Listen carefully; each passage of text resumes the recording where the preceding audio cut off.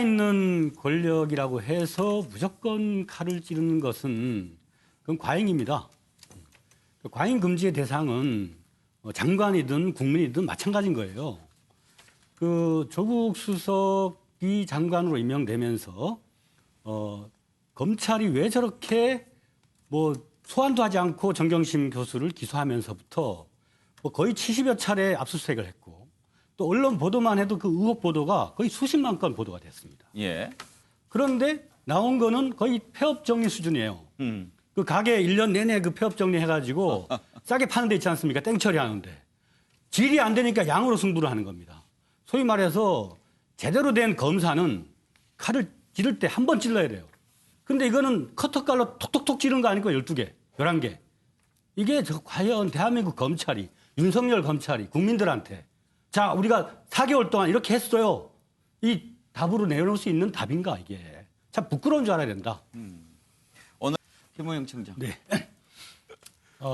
그 정치는 이제 타협의 예술이지 않습니까? 그리고 야당은 강한 투쟁이 또 필요합니다. 그래서 강약, 중강약 그런 전략을 펴야 돼요. 네. 근데 우리 그 황교안 대표가 취임한 이후에는 일관되게 강강강 전략을 폈습니다. 그러다가 이제 홍준표 대표로부터 한강에 가라 그런 얘기를 들을 상황이 되었지 않습니까? 지금이라도 저는 지금 그 자유한국당이 국민들에게 상당히 그 지지율이 떨어졌다가 회복했던 나름의 또 이유가 있다고 생각합니다. 이게 예. 뭐냐면 민생의 어려운 점을 강조한 겁니다.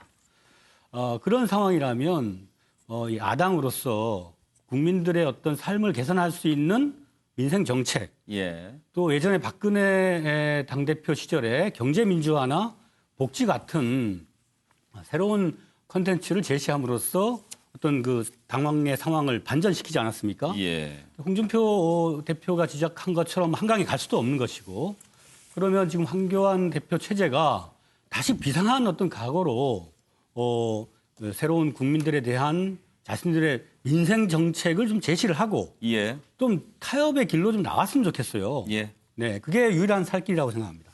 실제로 그렇게 실효성이 없는데 그것을 또 내세운다면 그것도 전략에 조금 미스가 아닌가 싶은데 김우영 청장 어떻게 보시나요? 그러니까 가출한 자식이 집 아버지한테 호적 정리해달라고 전화한 꼴이다 그렇게 봅니다. 그 사실 민주당도 과거에 박근혜 대통령 탄핵 표결 때 그 표결이 부결된다면은 그 사퇴하겠다라고 사퇴를 결의한 적이 있었습니다. 예. 그때는 상당히 그 어떤 결의의 정도가 높았고요. 또 전 국민적인 관심이 있는 상태에서 그런 결의를 했던 것이죠.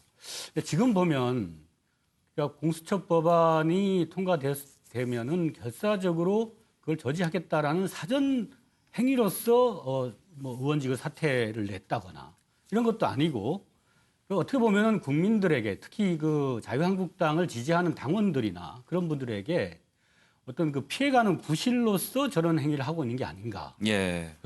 별 소득이 없는 그런 정치적 행위에 불과하다 생각합니다. 예. 근데